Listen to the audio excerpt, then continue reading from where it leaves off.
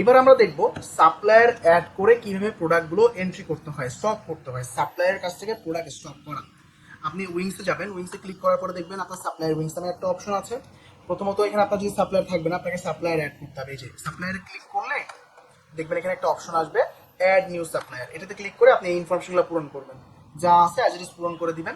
পূরণ করার পরে সাপ্লায়ার তৈরি হবে। এরপরের অপশন আছে স্টক ইন পারচেসে ক্লিক করবেন।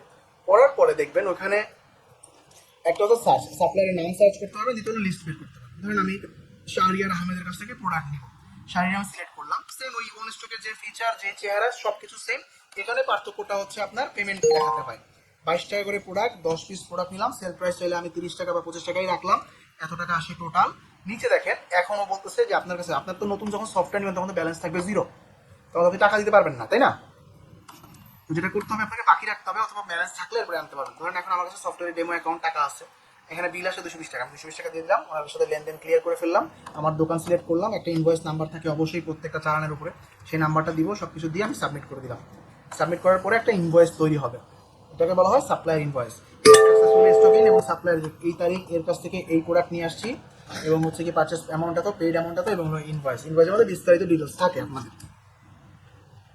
সো দেখেন এই যে সেম, এই যে একদম লোগো টোগো সহ সবকিছু সেট করা থাকবে, এত কেনা এত এত হয়েছে সবকিছু থাকবে।